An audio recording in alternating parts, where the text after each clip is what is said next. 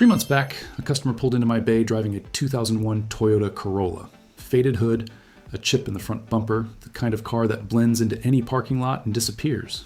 I barely glanced at it. Then he told me how many miles were on it. 509,000 miles. I asked him to say it again, because I genuinely thought I'd misheard. 509,000 miles on the factory engine.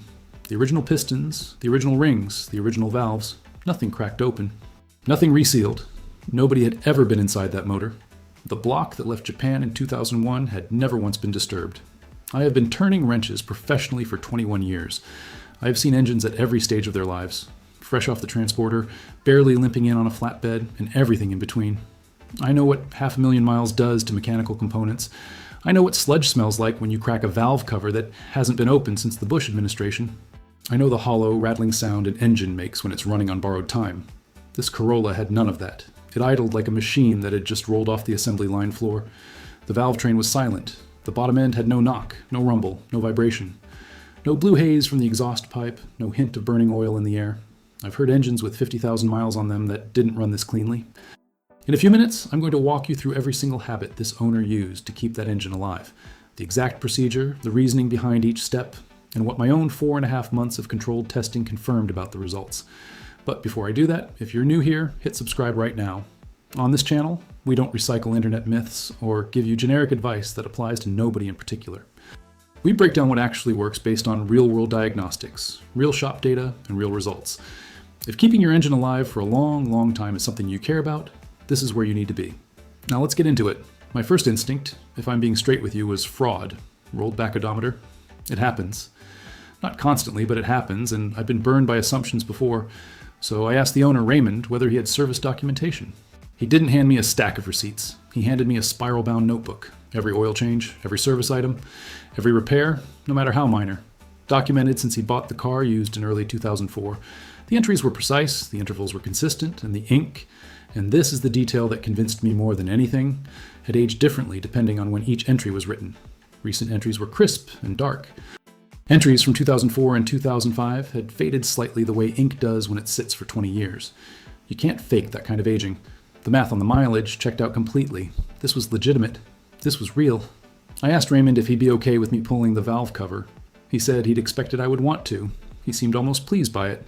I had the cover off in 4 minutes, and what I found underneath it stopped me cold in a way that almost never happens anymore. The camshaft looked like it had been professionally polished. The lobes showed no measurable wear pattern. None. The hydraulic lifters moved with a precision and freedom I normally only encounter on engines under 30,000 miles. There was no varnish anywhere on the inside of the cover, no carbon deposits crusted around the valve stems. The oil passages were clean and open. I ran my finger along the cam journals and pulled it back clean. Not pretty clean, clean. I grabbed my micrometer and started measuring cam lobe dimensions, factory specification, on an engine with more than 500,000 miles on the clock. I took 14 photographs before I put the cover back on, because I knew that without documentation, nobody in my own shop was going to believe what I was describing. After I was done examining the engine, I sat down with Raymond at my service desk and I asked him directly, "What did you do? What is the actual difference between what you did and what everyone else does?" Because I have customers who buy premium oil, never miss a service, treat their cars carefully, and at 180,000 miles, their engines don't look anything like this. What are you doing that they aren't? He reached into his jacket pocket, not the glove box, his jacket pocket, like he carries it on his person, and produced a folded piece of paper. The paper was soft at the creases, almost fragile, the way paper gets when it's been folded and unfolded hundreds of times over 2 decades. He smoothed it open carefully and laid it on the desk in front of me. At the top, in neat block capitals, it read, "The correct way to change oil." Below that, a numbered list, written in 2 different pens. Margin notes in English, and in what I later identified as Japanese. Raymond explained he'd bought this Corolla from a retired mechanic in Seattle in 2004. The man had emigrated from Japan in the early 1980s and had spent his entire working life maintaining vehicles, first in Osaka, then in the Pacific Northwest. When the sale was done, this mechanic sat with Raymond for almost an hour and walked him through the procedure on this piece of paper, step by step. And he told Raymond something that has stuck with me ever since I heard it. In America, an oil change is a drain and fill operation. In Japan, an oil change is an engine cleaning procedure. That is not a small distinction. That is a completely different philosophy about what the procedure is actually for. And across the lifetime of an engine, two different philosophies produce two radically different outcomes. I photographed those notes before Raymond left. Then I spent the next 4.5 months testing every single element of that procedure. On customer vehicles with documented service histories, on my own daily driver, on my son's pickup, and on a small fleet of 3 vehicles owned by a landscaping company whose owner agreed to let me use them as an ongoing test group. I pulled valve covers before and after. I sent oil samples to an independent lab at multiple mileage intervals. I tracked oil consumption on every vehicle in the study. I analyzed wear metals and used oil to measure what was actually happening to internal components. The results were not marginal. They were not subtle. They were dramatic enough that I permanently changed the oil change procedure for every vehicle that comes through my shop, including my own. I'm going to give you the full procedure today, in more detail than you're going to find anywhere else, because I believe that understanding the reason behind each step is what makes the difference between someone who watches this and actually follows through versus someone who watches this and reverts to their old habits within a week. Before the steps, we have to spend time on the problem. Specifically, what the standard American quick lube approach is doing to your engine, because until you understand the damage, the solution sounds like unnecessary effort. Here's what happens during a typical oil change at the average shop. The engine is cold, the shop runs it this way because cold oil doesn't burn anyone, and the job moves faster. But cold oil behaves completely differently than hot oil. Cold oil is viscous. It clings to metal surfaces, pools and low spots, sits in the bottoms of oil galleries, collects at the base of timing chain tensioners, settles in drainage passages throughout the cylinder head and timing cover. When you pull the drain plug on a cold engine, what exits through the drain hole is the oil that's sitting in the pan, and whatever is close enough to a drainage path to flow under its own weight. The oil that's coating internal surfaces, trapped in upper passages, pooled in recesses throughout the engine. That oil stays behind. Industry data puts retained oil volume in a cold drain at somewhere between 10 and 17% of total system capacity. On a 5-quart system, that means you're leaving between half a quart and nearly a full quart of old oil in the engine every single time you change it cold. And it isn't random oil. It's the oldest, most heat-degraded, most contaminated oil in the system. The oil that has been sitting against the hottest metal surfaces for the longest continuous period. The moment the engine starts with fresh oil, that retained contaminated oil blends into the new fill. The clean synthetic you just paid for is diluted from its very first seconds of operation. The detergent additives in the fresh oil, which are designed to clean and suspend contaminants, spend part of their functional lifespan dealing with contamination that was already present before they had a chance to do anything useful. The effective life of your new oil starts shorter than it should because the oil starts dirtier than it should. Repeat that process across 40 consecutive oil changes over 200,000 miles, and you have 40 intervals where every batch of fresh oil was pre-contaminated at the moment it went in. Sludge accumulates incrementally. It builds inside oil galleries, on the backsides of cam lobes, inside the bodies of hydraulic lifters, in areas you never see and can't inspect without major disassembly. By the time symptoms appear, a ticking valve train, elevated oil consumption, sluggish oil pressure, significant mechanical wear has already occurred. You're already paying the price for something that started accumulating quietly 20 oil changes ago. The second issue is the filter, and this one aggravates me more than almost anything else because fixing it requires almost no effort and costs nothing. A standard spin-on oil filter sits on a parts store shelf completely dry. When a shop threads that dry filter onto your engine, the oil pump has to fill it before it can generate system pressure. On most passenger car engines, that takes somewhere between 3 and 7 seconds. During those seconds, the crankshaft is spinning, the camshafts are turning, the valve train is in motion, and all of these components are doing it without adequate lubrication. The hydrodynamic oil film that keeps your bearings from making metal-to-metal contact is momentarily inadequate. Engineers call this a dry start, and it is measurably destructive. Research on engine wear has consistently found that a disproportionate percentage of total lifetime bearing wear happens during startup events, particularly immediately following oil changes when a dry filter has been installed. Each individual event is small, but if you change your oil every 5,000 miles and put 300,000 miles on your vehicle, you're looking at 60 of these events. Compounded over time, that's not a negligible number. The third problem is what happens after the new oil goes in. In a standard shop oil change, the customer is typically back in the car and pulling onto a public road within 2 minutes of the drain plug being reinstalled. The fresh oil has barely circulated, it hasn't reached operating temperature, it hasn't distributed itself uniformly through every oil passage. The upper valve train, which is the last region of the engine to receive oil after a full drain, may not be fully lubricated for the first several miles of driving. And yet most people immediately merge onto a highway and put the engine under substantial load before the fresh oil has had any chance to stabilize. The method Raymond's mechanic taught him addresses all three of these problems directly. It requires no special tools, no equipment beyond what a standard oil change requires, and no mechanical skill beyond basic DIY ability. What it requires is time and deliberateness. Step 1. The circulation. Flush. This step happens before a single drop of old oil is drained. With the engine completely cold, not recently driven, not warm from sitting in sunlight, open the oil filler cap and add 1 quart of the same full synthetic oil you plan to use for the fresh fill. This intentionally overfills the engine slightly. Don't be alarmed by that. It's temporary and it's intentional. What that fresh quart does is 2 things. First, it dilutes the old oil, reducing its overall viscosity and making it more fluid and mobile. Second, it introduces a fresh charge of detergent and dispersant additives into a system that may be substantially depleted from the last service interval. Those detergents immediately begin working on soft deposits that have accumulated on internal surfaces, pulling them off metal and suspending them in the oil where they can be removed during the drain. Start the engine and allow it to idle. Don't drive it, don't rev it. Let it idle at normal warm-up speed for exactly 5 minutes. Use a timer. The reason the timing is specific, 3 minutes isn't long enough for the circulating oil mixture to reach every gallery in the engine, particularly in the upper valve train and around timing components. More than 7 minutes starts warming the oil toward a temperature range where you want to be transitioning to the next step.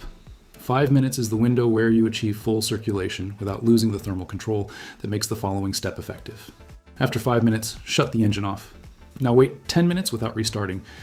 During this rest period, the diluted oil, which is now carrying suspended contamination it has cleaned off internal surfaces, drains back down through the cylinder head, drain back passages, through the timing cover, from every elevated surface in the engine, and collects in the oil pan. You are essentially staging all of that loosened contamination in the one location from which you can actually remove it.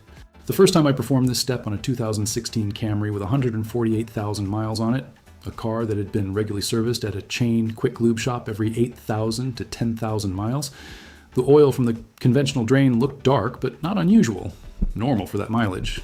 But after the circulation flush and the rest period when I drained again, what came out was noticeably darker, and under the shop light I could see suspended particulate floating in it. That oil had been inside that engine through every previous oil change. It had been topped off with fresh oil again and again, never fully removed. The circulation flush brought it out. Step 2. The hot drain. This is where Raymond's method diverges most sharply from standard practice, and it is the single step that makes the biggest difference in how much of the old oil actually exits the engine. After the circulation flush rest period, you need to get that engine genuinely hot. Restart it and drive the vehicle for a minimum of 15 minutes. Use a highway if you have access to one. You want the engine fully thermally soaked, coolant temperature sitting at its normal operating point, and held there for at least 5 to 8 minutes of sustained driving. Not just warmed up, actually hot. The reason is physics. Oil viscosity is inversely proportional to temperature. At full operating temperature, engine oil flows with a consistency roughly comparable to water. At room temperature, it pours more like maple syrup. When you drain oil at operating temperature, it runs out of every passage, off every surface, through every drainage path, with almost no resistance. When you drain oil that's cold or only partially warmed, it clings, it hangs, it stays pooled in low flow areas. After your 15-minute drive, pull onto level ground and let the engine idle for 2 full minutes. This final idle circulates the fully hot oil one last time through the entire system before you shut it down and drain. Then shut the engine off and remove the drain plug immediately. Move quickly. You want to capture that oil while it is still as hot as possible. A note on safety. Hot engine oil will burn you. Use nitrile or heat-resistant gloves. Position your drain pan generously because hot oil comes out faster than you may expect. Keep your face away from the drain path. These aren't suggestions. The thermal penalty for allowing the engine to sit even 5 minutes before draining is real. Oil cools quickly once circulation stops, and you want it out while it's still running thin. Step 3. The double drain. This was the step that surprised me most when I first tested it, because I had considered myself a thorough mechanic and had never encountered it anywhere. After the hot oil has drained and the flow from the drain hole has slowed to an occasional drip, reinstall the drain plug and let the engine sit undisturbed. Don't add fresh oil. Don't install the new filter. Just let the engine rest for 30 minutes. What is happening during those 30 minutes? Residual oil that was trapped in galleries, sitting in the pocket at the base of the timing chain tensioner, pooled in the valleys of the cylinder head, clinging to elevated surfaces throughout the engine. All of that oil is slowly, under gravity alone, making its way back down through the internal drainage passages toward the oil pan. The passages are narrow. The remaining oil volume is low. Gravity is the only force at work, but it gets there. After 30 minutes, place your drain pan back under the vehicle and remove the drain plug a second time. What comes out will catch you off guard the first time you do it. On my own truck, after what I was completely confident was a thorough hot drain, the second drain yielded an additional 340 milliliters, just over a third of a quart, of oil. That oil was darker than what came out in the first drain because it was residual oil from the deepest interior passages, oil that had been resting against hot metal surfaces for the longest period. That is, the oil that stays inside the engine in every conventional oil change. With the double drain, it's gone. Step 4. Filter priming. Once you understand the dry start problem described earlier, this step becomes completely obvious. It should be universal standard practice, and it is almost never done. Before installing the new filter, fill it with fresh oil.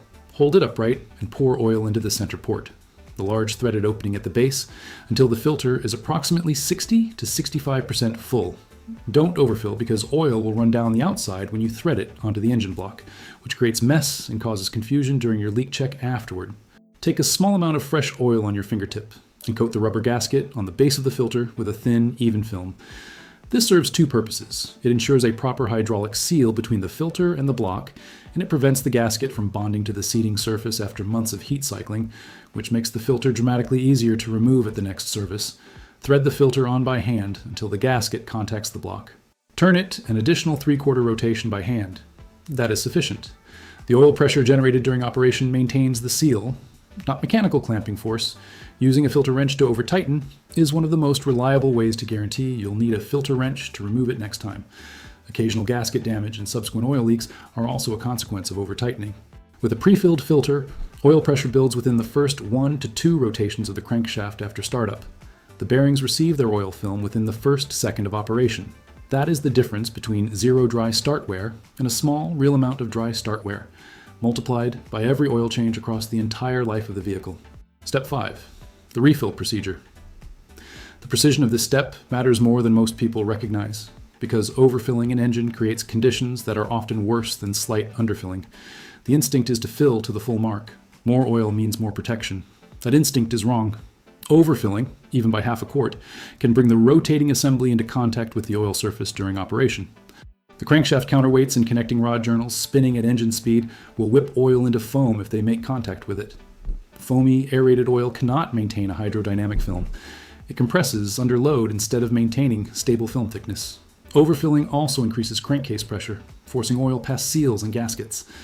In significant cases, it can be pushed past the piston rings, contaminating combustion and producing exactly the oil consumption problem people are trying to prevent. The correct refill sequence: add approximately 80% of the manufacturer's recommended oil capacity through the fill cap using a funnel. Stop. Wait 5 minutes. The oil you've added is distributing itself through passages, coating surfaces, and settling into the pan. After the 5-minute wait, check the dipstick. Wipe it clean, reinsert it fully, pull it straight out. Your target is the midpoint between the low and full marks. Add in increments no larger than a quarter quart, checking the dipstick after each addition. The reason you're targeting the midpoint rather than the full mark: once the engine runs and reaches operating temperature, the level will settle slightly higher than what the cold static dipstick reading shows. Starting at the midpoint puts you exactly where you want to be after the first heat cycle. Step 6. The pre-pressurization startup sequence. Raymond's notes identified this as the most important step that nobody ever performs. And after testing it, I understand why he felt that way. After completing your refill, do not simply crank the engine. Instead, insert the key and turn the ignition to the on position without engaging the starter, the position where dashboard warning lights illuminate, and you can hear the fuel pump prime, but the engine does not turn over. Hold that position for 10 seconds, turn the ignition off, wait 5 seconds, return to the on position for another 10 seconds, off again, 5-second wait. Do this 3-cycle sequence before you ever turn the engine over. On most consumer vehicles, which use a mechanical oil pump driven by the crankshaft, this pre-pressurization cycling doesn't prime the oil system the way a dedicated electric pre-lube pump would. Most consumer vehicles don't have electric pre-lube pumps. What it does is allow air that entered the oil system during the drain and refill process to bleed out of accessible passages. And it gives the oil in the filter and lower galleries a moment to stabilize before the crankshaft begins rotating. On vehicles equipped with any form of pre-lube capability, this cycling activates that system. Either way, there's no downside. After 3 cycles, start the engine normally. Watch your oil pressure gauge. With a correctly performed oil change and a pre-filled filter, you should see oil pressure register within the first 1 to 2 seconds. If you have a warning light rather than a gauge, it should extinguish within 3 seconds. If pressure takes longer than 5 seconds to register, shut the engine off immediately and investigate. You may have an airlock in the system or an installation issue with the filter. With the engine running, let it idle undisturbed for 3 full minutes. During this time, get down and visually inspect the drain plug and filter base for any seepage. A properly torqued plug and a hand-tightened filter with a lubricated gasket should be bone dry. If you see weeping around the filter gasket, the gasket may have folded during installation. Shut the engine off, remove the filter, inspect the gasket, and reinstall correctly. After the 3-minute idle, shut the engine off, wait 2 minutes for oil to drain back into the pan, and check the dipstick one final time. Top off to the midpoint if necessary. Step 7. The conditioning drive.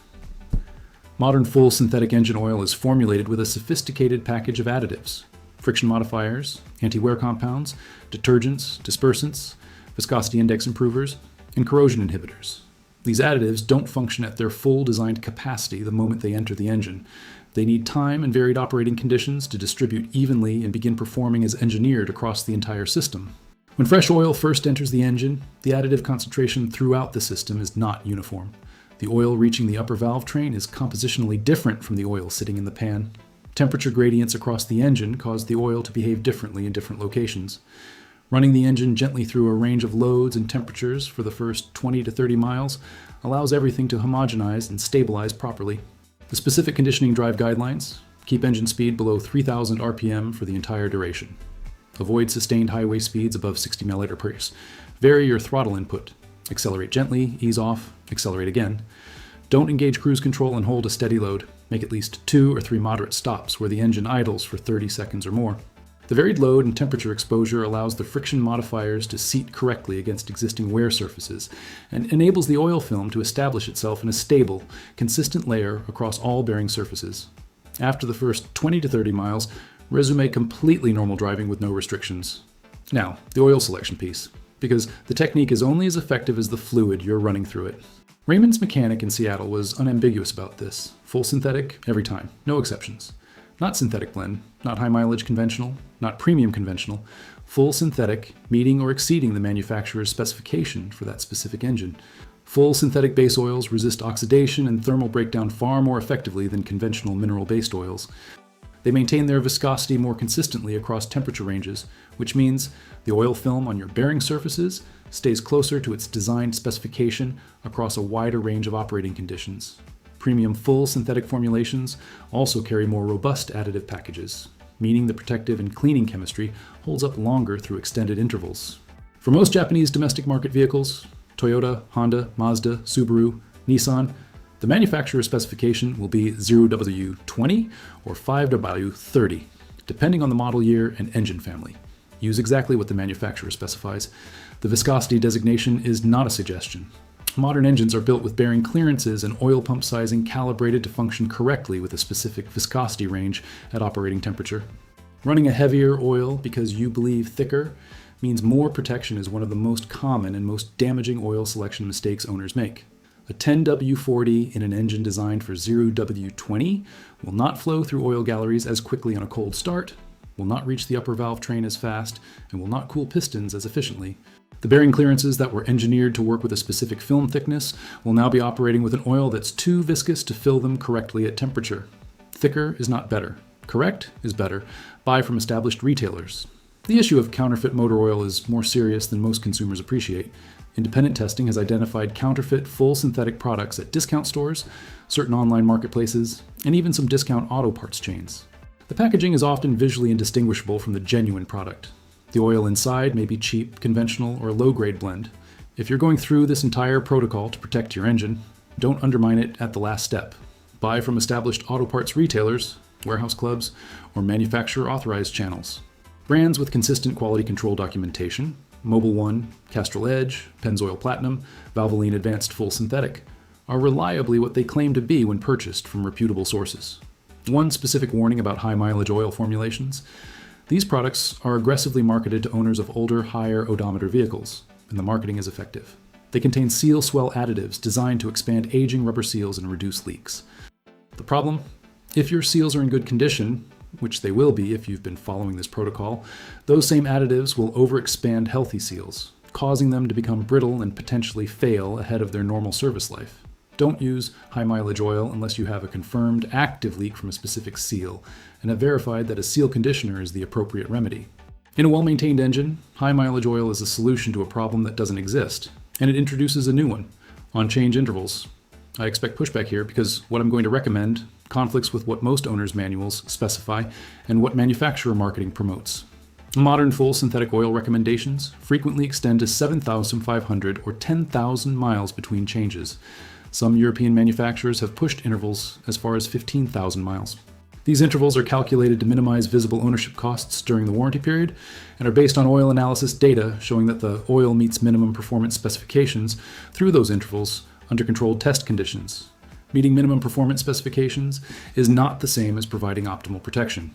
An oil that technically passes performance benchmarks at 10,000 miles has spent months absorbing combustion byproducts, fuel dilution from cold starts, moisture contamination, and repeated thermal cycling. Its detergent package is largely exhausted, its friction modifier concentration has dropped significantly, its dispersant capacity is substantially depleted, the oil is still lubricating. But it is lubricating less effectively than it was at 3,000 miles, and you are asking it to continue lubricating for another 7,000 miles. Raymond changed his Corolla's oil every 4,500 miles. Not 5,000, not 6,000, 4,500, because that's what the notes said, and he followed them exactly.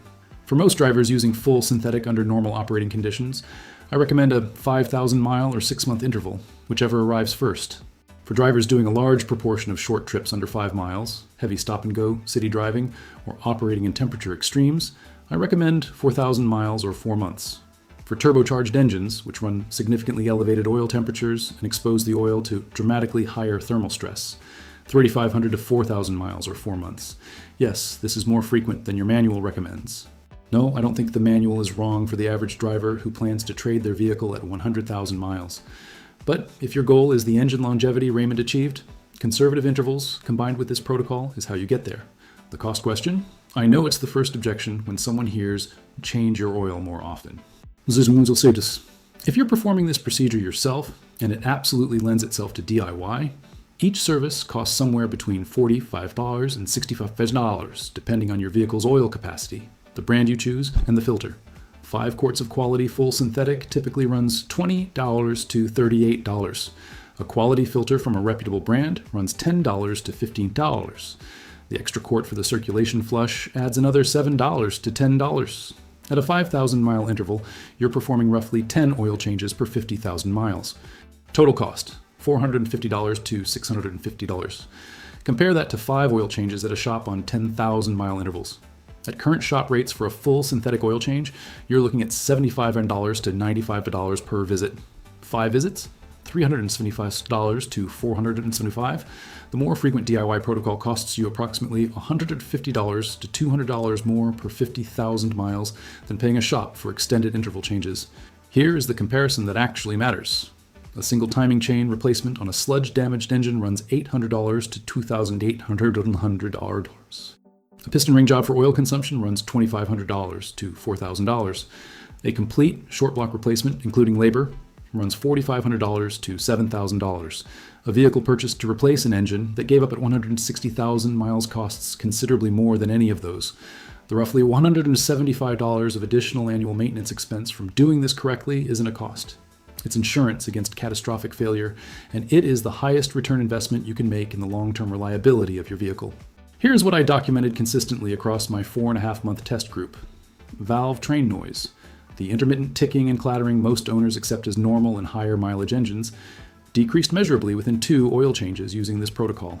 Oil analysis showed that wear metals, specifically iron, chromium, and copper, which are the diagnostic markers of bearing and ring wear, were consistently lower in samples from protocol vehicles than in matched control vehicles at identical mileage intervals. Oil color at 5,000 miles in protocol vehicles was noticeably lighter and more amber than in control vehicles at the same interval, which is a direct visual indicator of lower contamination load. 3 vehicles in my test group that had been consuming between half a quart and a full quart per interval stopped consuming oil entirely within 3 protocol changes. Not reduced consumption, 0 consumption. 2 valve covers pulled at 165,000 and 178,000 miles respectively showed internal surfaces I would describe, without any exaggeration, as resembling engines at 40,000 miles. None of this is complicated. None of it requires expertise or expensive equipment. It's a more complete, more deliberate version of a procedure your engine already requires on a regular schedule.